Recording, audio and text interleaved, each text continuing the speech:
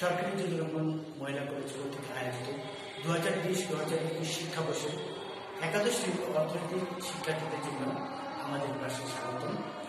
আমি মোহাম্মদ আমিনুল হক, অর্থনীতি বিভাগ প্রভাষক। আজকে আমাদের ক্লাস হচ্ছে অর্থনৈতিক ব্যবস্থা। গত ক্লাসে আমরা অর্থনৈতিক ব্যবস্থায় ধনতান্ত্রিক বা পুঁজিবাদী অর্থ ব্যবস্থা সম্পর্কে আমরা আলোচনা করেছি। আজকে আমরা আলোচনা করব নির্দেশমূলক বা সমাজতান্ত্রিক অর্থ ব্যবস্থা সম্পর্কে। তো সমাজতন্ত্র সম্পর্কে তোমরা ধারণা নিয়ে থাকবে বা জানতে পারো হয়তো। সমাজতন্ত্র মানে অর্থাৎ একটা স্লোগান আছে যে কেউ খাবে তো কেউ খাবে না, তা হবে না তা হবে না। আবার বলা হয় কেউ থাকবে পাঁচতলায়, কেউ থাকবে গাছতলায়, এই ধরনের একটা বলা হয়ে থাকে। কিন্তু এই ধারণাগুলি আসে কিন্তু সমাজতন্ত্রের কথা থেকে। তাহলে সমাজতান্ত্রিক বা নির্দেশমূলক অর্থ ব্যবস্থা করবে এমন এক সমাজ ব্যবস্থা বা রাষ্ট্রীয় ব্যবস্থা, অর্থ ব্যবস্থাকে বোঝায় যে অর্থ ব্যবস্থায় কোনো ব্যক্তি মালিকানা থাকবে না, সকল কিছুর মালিক থাকবে রাষ্ট্র।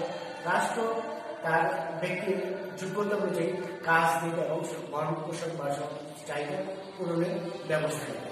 তাহলে পুঁজিবাদী বা গণতন্ত্রের সম্পূর্ণ বিপরীত রূপ হচ্ছে সমাজতান্ত্রিক অর্থ ব্যবস্থা। সমাজতান্ত্রিক অর্থ ব্যবস্থা কখন হয়?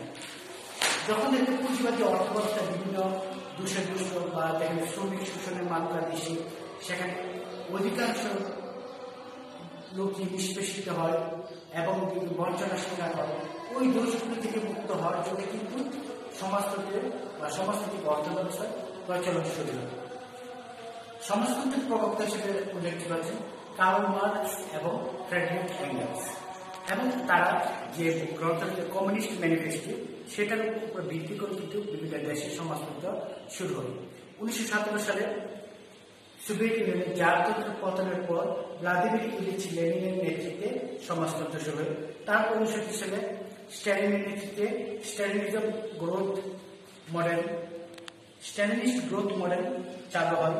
এর পরবর্তী দেখা যাচ্ছে চীন, উত্তর কোরিয়া, কিউবা, ভেনেজুয়েলা এবং ইউরোপের আরো কিছু দেশে সমাজতন্ত্র চালু হয়। তাহলে আমরা প্রথম হচ্ছে যে সমাজতন্ত্র যে এমন একটা অর্থ ব্যবস্থা, সমাজতান্ত্রিক অর্থ ব্যবস্থা যে এমন একজন যে অর্থ ব্যবস্থা দেখাচ্ছে উৎপাদন উপকরণ সময়ের উপর কোনো ব্যক্তি মালিকানা থাকে না এবং সবকিছু পরিচিত রাষ্ট্রীয় নির্দেশনা অনুযায়ী প্রত্যেক মানুষ তার যোগ্যতা এবং কাজ অনুযায়ী রাষ্ট্রীয় নিয়ন্ত্রণের মাধ্যমে তার কাজ করতে হবে এবং সম্পদের বন্টন হবে কেন্দ্রীয় নির্দেশ মোতাবেক।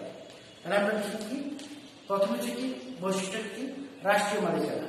সেখানে কিন্তু সমস্ত সম্পদের মালিক রাষ্ট্র। ব্যক্তি ভোগ সীমিত, ব্যক্তি ইচ্ছা করে যে কোনো ভোগ করতে পারে এবং ব্যক্তির স্বাধীনতা কিছুটা কম। ভূমি, শ্রম, উদ্যোগ সব উপকরণ রাষ্ট্রীয় নির্দেশনায় পরিচালিত হয় এবং সেগুলি পরিচালনার জন্য একটা অর্থনৈতিক ও পরিকল্পনা কমিশন থাকে।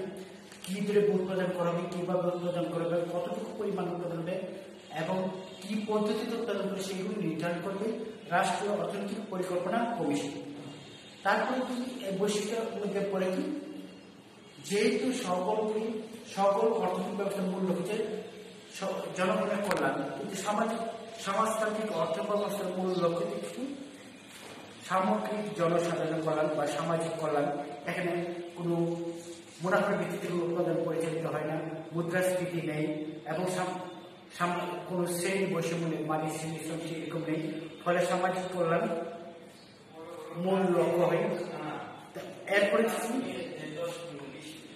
সুশীল সমাজ প্রতিষ্ঠার জন্য এবং সামাজিক সুষম উন্নয়নের জন্য এবং বিভিন্ন এলাকার সমভাবে উৎপাদন পরিচালনা করার জন্য সমাজতন্ত্রের অর্থ ব্যবস্থা গুরুত্বপূর্ণ এবং সেখানে যেহেতু শ্রমিক অসন্তোষ নাই বলে এবং শ্রমিকের স্বার্থ সংরক্ষিত সামাজিক নিরাপত্তা বজায় থাকে।